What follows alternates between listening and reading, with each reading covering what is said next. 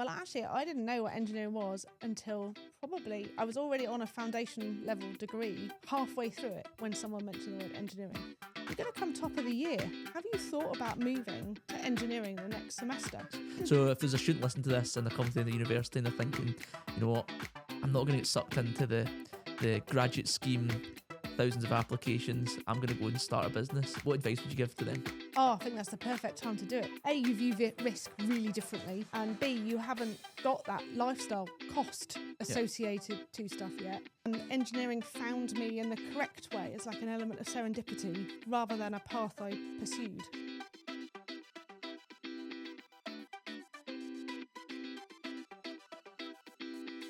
Kate Barnard, welcome to the Engineer Career Podcast. Thank you very much, Josh. This is nice on a number of levels, but one, it's always nice having a fellow mechanical engineer on the podcast. Yep, nothing that can't be beaten without a bigger spreadsheet and a bigger hammer. Yeah, it's so exciting. Obviously, you and I connected early last year, Yep. And you attended the Power of Engineering event in, well, what was supposed to be September, and it was in November, and then which means you could make it, which was in Glasgow, and yeah, it's really exciting to be able to learn about your career now, less about engineer career. And come up to Glasgow. And be in Glasgow in the, well, it's not sunny, it's really wet and windy, but... Now was sunny. But yeah, so excited to have you on the podcast. So let's dive straight in. What sparked your interest in engineering?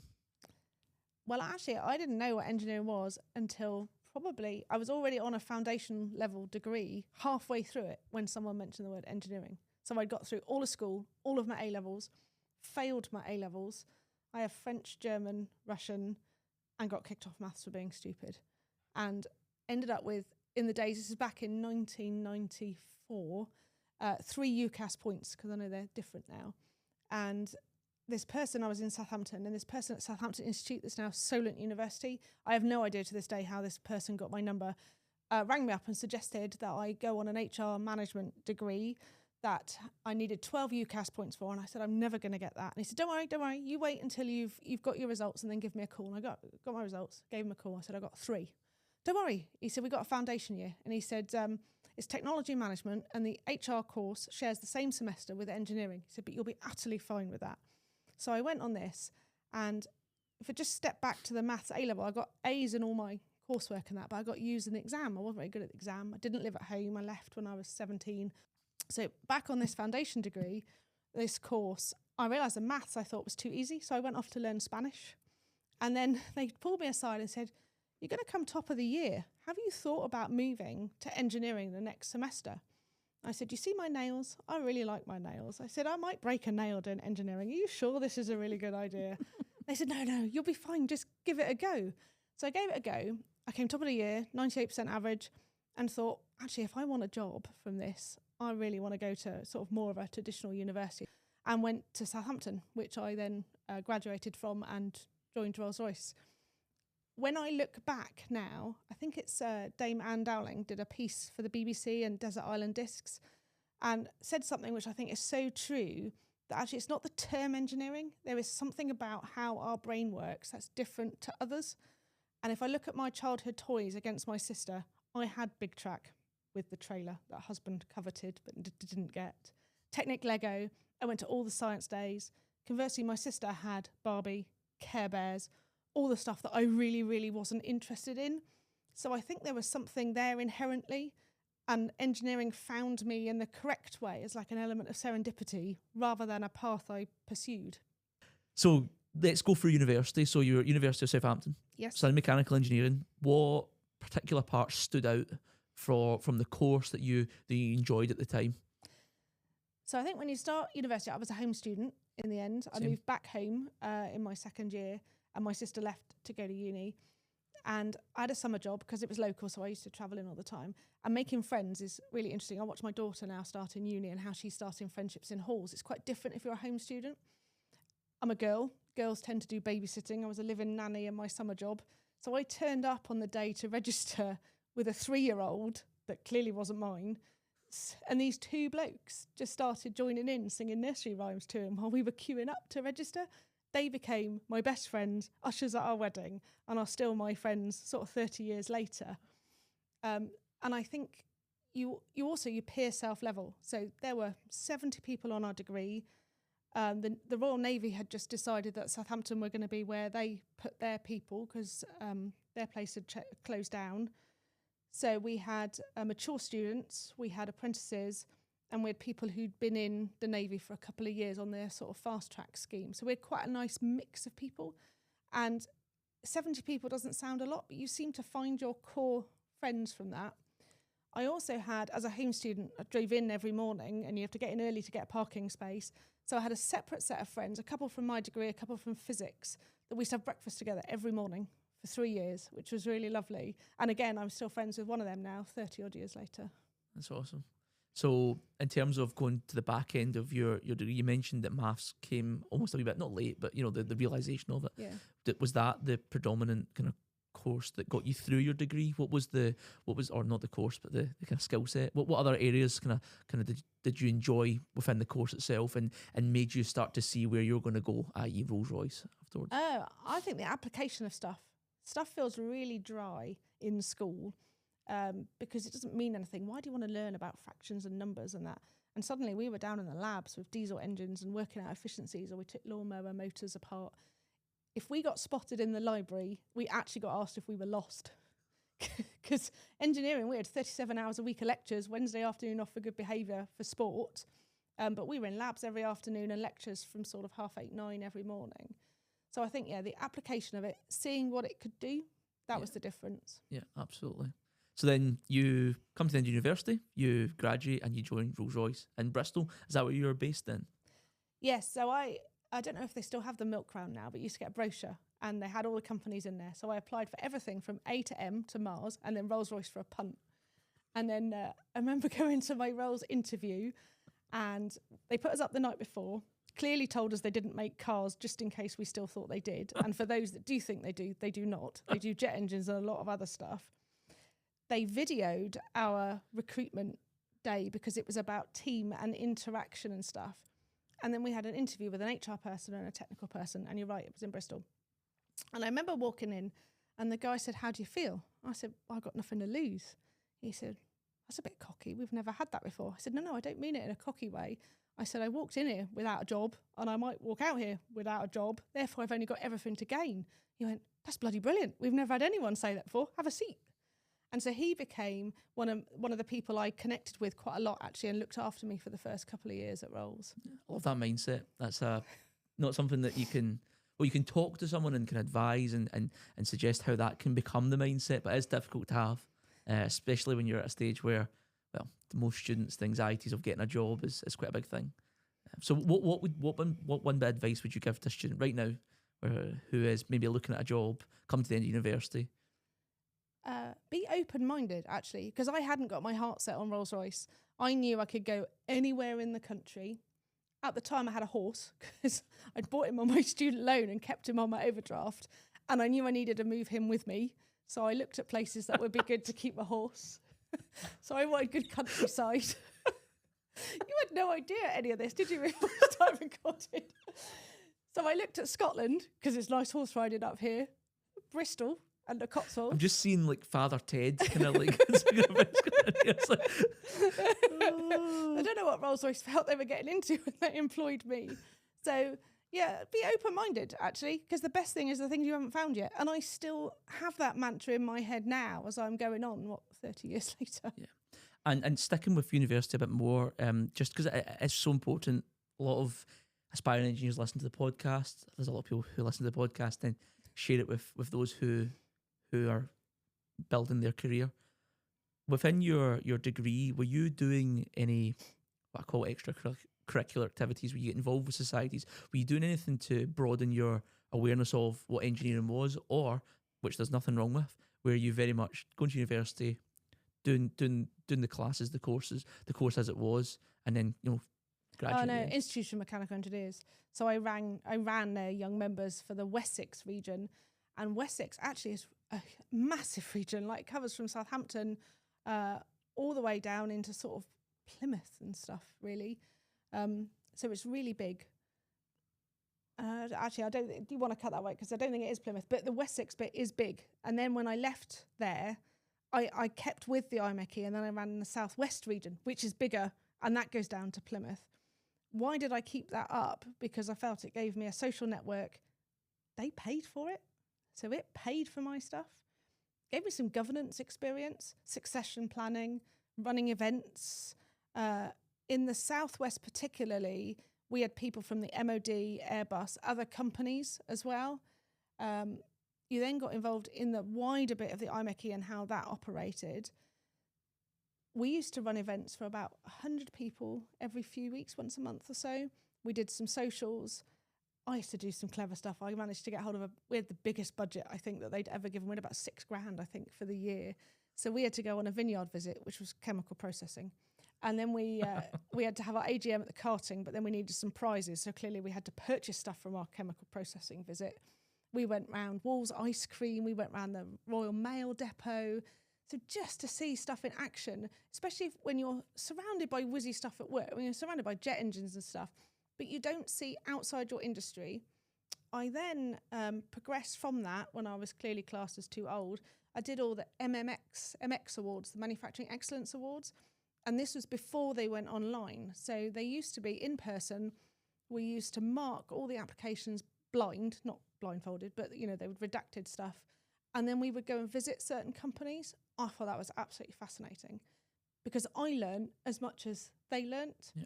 Because it was going into SMEs. I was clearly in a very large corporation, and I just found it utterly fascinating. Yeah. I just think you have to stay match fit in a way that fits with what you're doing at that time. Yeah, I love it. That's amazing advice, and something that won't change over the period of time at all. I remember, myself when I was at university, that Engineering Society, I reflect a lot on a lot of applications you fill out, running businesses, etc. And one of them was, who you're a member of, like IMechE since September 2010. I remember the rep coming in. I think it was a rep, someone, or maybe it was an engineer. MPDS, wasn't it? And it was 2010. It was, you need to join the IMechE as a student member, and it's like the first bit of advice I give to any student now. Talk me through any positions that stand out, any particular projects that you worked on. Oh, so my first one out of the grad scheme, I was a service engineer for helicopters. That was cool. I got to climb up the side of an Apache and back in the back of the EH-101 and stuff. I loved that. So out of things that really stood out, the F-35 Lightning, that takes off vertically. You see it in America, you can look it up on YouTube. Yep. I wrote the build instructions for all the fan that sits behind a pilot's head. Spent my first year of marriage in Indianapolis with the fitters on the shop floor, showing them how to build it. Because they're fully unionised, so you can't touch anything. But you can go, I think you should look a bit harder at that bit. Are you sure that's going to work? And I loved that. And then other things that stood out, after I'd had maternity leave the first time I came back, I was the head of engineering for the first ever electric start engine that Rolls-Royce ever had. We called it a bit of a handbag engine because it was really small. It would fit on a tabletop. And what was really lovely about that, you're looking at, you run a startup. It was like running your own little company in a way, because we had to follow aerospace procedures, but not Rolls-Royce procedures. And it wasn't about driving cost out. It was about don't build it in the first place. Because you see a lot of stuff now in these companies. It's about how do you take the cost out.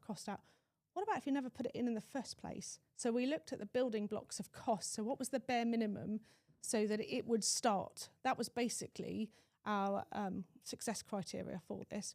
And the team was about 35 people, but completely multidisciplined. So instead of having, we'll have 6 stress engineers, we'll have 6 aero engineers. No, we had one of each who then did a bit of everything, but gelled together as a team. Co-location of that team was really important because I think you need that water cooler effect and the could you just, and please have a look at this and stuff. Then the last job that I did was I ran operations of all their academic industry strategic partnerships, their university technical centres, technology centres, and loved that. And that is really what widened my network outside of Rolls-Royce, put it more into context, I think, because you get stuck in what you're doing in the day job, but you don't see the wider implication of it to other people. A lot more into the government strategy of how the country is going, how all these bits interlink, and predominantly success criteria for others, because you think everyone is doing the same as you and want the same out of it. No, they don't. Understanding that is key to being more successful at other stuff. Yeah, absolutely. That's fascinating. So leaving Rolls-Royce then, talk me through what you've done since leaving Rolls-Royce. Oh, so I left in July 2020. As I said to you just before this, actually, and I say to my daughter, because she said, oh, maybe I'll do this career and then I'll do this career. They say, no, I think your brain could do many careers, but you end up in a situation where you're married, you've got lifestyle costs, you've got a mortgage. It's the cost to change, not the academic or mental capacity to change.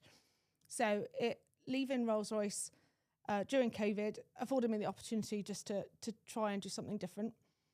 I ended up over the last, I think it was probably over a period of 3 years or so, a couple of startups in various stuff. One was around air quality, one was around sort of climate change and fintech. Based them both in Glasgow, actually, because I just love the Scottish ecosystem and used to travel up because I live in Gloucestershire. We did some various stuff. Failed, but failure means first attempt in learning. So now I'm a better person for it, but it's quite heartbreaking when you go through it, I have to say, and the stress on others as well. So if there's a student listening to this and they're coming to the university and they're thinking, you know what, I'm not going to get sucked into the graduate scheme, thousands of applications, I'm going to go and start a business, what advice would you give to them? Oh, I think that's the perfect time to do it, because Absolutely. it's before you get sucked in. A, you view risk really differently. Yep. And B, you haven't got that lifestyle cost associated to stuff yet. I would also say the bit I think everyone should have is a hustler with them, because selling stuff to me gives me clammy hands. Even now it gives me clammy hands, and I can be passionate about stuff and believe in stuff, but trying to monetize it. I mean, now I'm into monetizing myself, which I find hard enough, but I think you need someone who counters your skill. Having two technical people do something, you've got to look at that diversity of thought and stuff that goes with it. Absolutely. It's not about having the best product, and engineers don't know when to break the pencil. You worry that you have to have a product that then is ready to go to market. Actually, make sure you've got the adoption pathway first. You co-create something, I'd suggest, is probably better.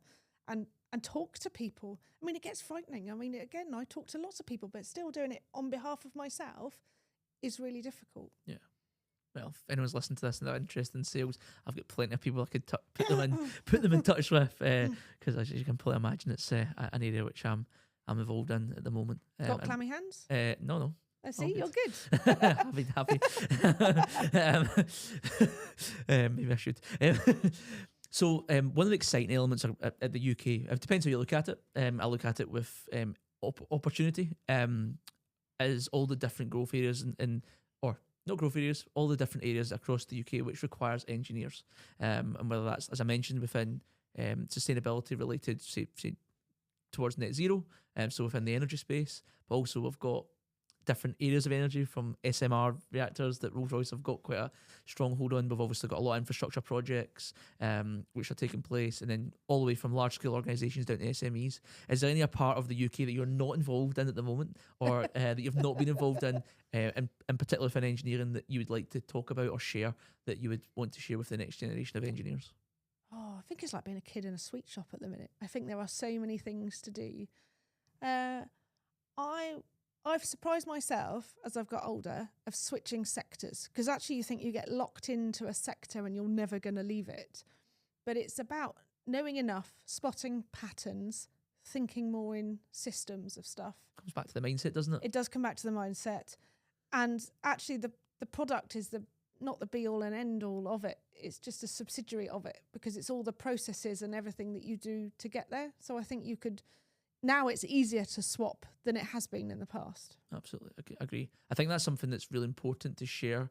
So if you think about someone that's listening to this that's been maybe in oil and gas and is thinking about where's my skill set going to go? I've got students right now who have got opportunities to go work for an organisation that would be offshore, but be really keen to go and work for an organisation that's in the renewable space. Oh, if I start my career here, can I go there? Of course you can. Absolutely. Here's all the examples of those who have moved around. I've done it myself as well. I would look at the like underpinning skills that you've learned in that job. What's transferable skills, and look at golden threads, because there'll be some stuff that you're passionate about in your career that will translate to anything else, and you start to articulate something about you that's around those, and it becomes sector agnostic. Absolutely. So has there been any mentors, role models in your career that stand out, who have been a good support mechanism for you? Well, Sir Jim MacDonald from Strathclyde has been my mentor for the last 5 years and a good sounding board and things for me. But I've known him probably a decade. Surrounding yourself with good people. So I have my girlfriends and I have work colleagues. It's that diversity of thought. And you'll go to different people for different things, but you also know those that will tell you off when you've been an idiot, those that will give you a hug when you need it. It's making sure that there are enough there that you've got that diversity around you rather than just one person that you're reliant on. Yeah, exactly. I think it's, I've said this so many times and across multiple episodes. I think I'll never tire from saying it.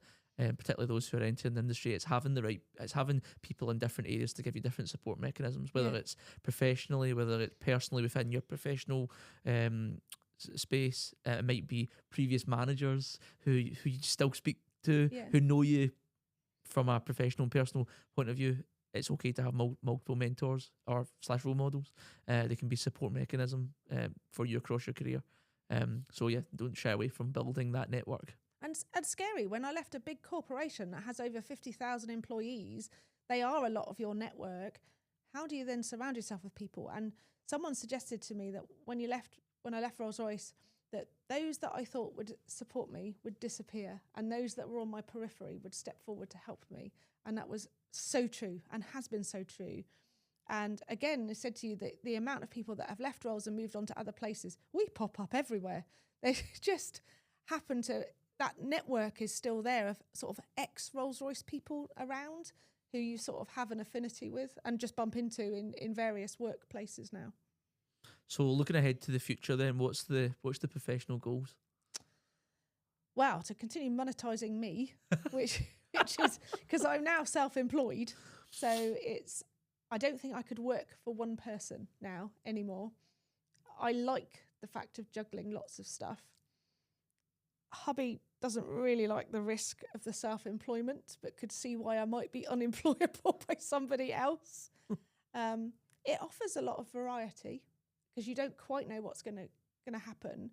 And like you, there's things in the pipeline and probably 20% might pay off and they can take about 6 months. So I've met some interesting people.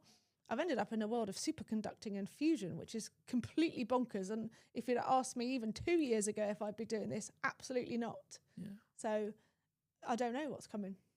I think one of the elements which kind of immerse myself, we spoke about this beforehand, and someone that's been an engineer, people might argue, but as a chartered engineer for the last few years of my career, but also building a career, it's we should never stop talking about engineering, because even though I'm immersed within elements of it, I think we do have a bit of an echo chamber in engineering.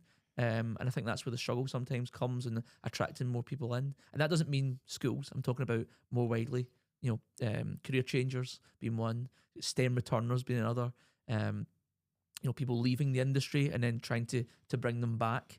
We can always do a better job in sharing engineering. And when I think of you, Kate, and obviously the relationship we've built up professionally, I think you're one of those people who champion engineering. So you need to find some sort of way of continuing that and getting paid as well, because we need people to be doing it. The biggest surprise, I think you're absolutely right with that echo chamber bit, is you can't believe people don't know about engineering because you're immersed in it.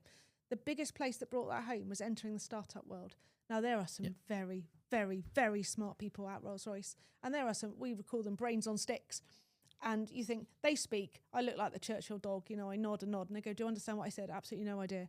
And you're now in this startup world. Oh my God, they called me the techie geek. I am not a techie geek. I could go and introduce you to some. And they go, could you just sort of put that in clearer language or everyday language? I went, no, I've dumbed this stuff down. How much more can I take out of it so that it's plainer? So that communication piece absolutely came home to me. I was immersed in a world that you could probably say is more equality and inclusive in terms of male-female divide, yet I felt more isolated than I ever did in the engineering community because I didn't feel that they were my tribe of people. And I didn't know how to communicate to them at all. And then I've gone back into engineering and it's almost like this, you can just sigh and be relaxed. Oh, I found my tribe again now. Yeah. So the biggest takeaway from the startup world, again, is the communication. How do you translate this stuff out so that you don't appear as some techie nerd because you don't feel it when you're surrounded by other engineers, but suddenly to the outside world, you're clearly in this elite group of people. Yeah, exactly. So if you are speaking to an engineering student right now and you're saying any bit of advice, why stick with engineering? Oh, I've got one bit of advice. I was looking at your questions, actually. What would I tell a student who's studying right now? Pay attention to that management lecture. I sat at the back and did the ×2 crossword. And actually, project management has become one of my strengths. I'm a fellow of the Association of Project Manager. I've got the APMP. It's all about the skills, the leadership skills, behaviour skills, as well as it is about delivery and finance and stuff. But it's a bit like learning maths at school. It has no context. It just feels really dry. So if there's some way of bringing it with some real world application to it, I think that would help. But yeah, don't do the ×2 crossword in that lecture. Yeah, it's interesting you say that around, because I was going to ask you around why you think a lot of engineers tend to go into project management, but I don't think that's particularly accurate. I don't know if every engineer feels comfortable being a project manager. You also end up, sometimes people get pushed into project management as a career progression, and in doing so, you gain a poor project manager and you lose a really good technical person. But it's done for financial reasons because it's the only way you can remunerate them. That's exactly it. Yeah, that's the. I was listening to a podcast the other day, and it was around. Actually, it wasn't. I was listening to a director of a fairly large consultancy in the UK, and he was talking about the technical grounding and however long you feel your technical grounding needs to be, make sure you get it, because it gives you the confidence to walk into a room if you go into management, and the other way around, people will maybe have a bit more believability about you and your reputation around that technical know-how, so that when you're questioning certain things in a project, you've got that background and that gravitas, absolutely. This comes on to, though, a lot of the jobs, how AI is coming in. So I think it's particularly pertinent around sort of accountancy, IT, and probably law, that AI is taking over a lot of what we would call the sort of runner-repeater grunt work stuff. So that grounding, sheep dipping of people in how they learn stuff, that's gone. So that bit of being able to fact check and feel something, is that right? Or in engineering now, and you go into management, does that number feel right? Well, I know it feels right or wrong because of how my grounding was and where I was. And with AI coming in now, I don't think the new graduates and that are getting that learning, which is helping them build on to their career for the further bit, because they don't know how to question it, or they don't know how believable it is because they've not had to feel it. So I think AI can come in at the speed it comes in at, but I think, again, that comes back to industry bodies, channels like Engineer Career, communities like Engineer Career, Royal Academy, or different institutions to champion students focusing on learning the principles and practicing the principles. AI can be there to support elements, but the more you push onto AI to help the way you're going to learn, the more it's going to pull away from your foundation and your basis. So and no bit of AI is going to tell you that. It's going to come from us. Yeah, I use AI now for my likewise. job, and I use it a lot in communication because I struggle to write things from my head down on a piece of paper and to make it palatable. And not just palatable, I can make it palatable for engineering, but how do I make it palatable for like management or for HR or for sales? How do I spin that message round for the right audience? That's how I use it now. And blimey, I couldn't live without it. Thanks for sharing that. Okay, then, so we came to the end. I really appreciate you coming on the podcast, Kate. I think we could probably do another 3 episodes, and who knows, depending on what comes in the future, we might. It's been great having you on. It's been great just you being open and honest around your career, but also around engineering, giving real depth to our topic. So thank you very much for joining. I think the final way to close off, like I always do, is what keeps you passionate about engineering. So when I started at Rolls-Royce, I think this is like first or second day as a graduate there, the director of engineering at the time, Gordon Waddington, had all the grads in a room, and he said, never forget the wow factor of your job. So when you're surrounded by stuff and you think, oh, it's like the drudgery of things and that, and you sit in the pub with someone, what do you do? Oh, I work on jet engines, or I write this. I go, wow, your job's really cool. That keeps me going now, still keeps me going. Awesome.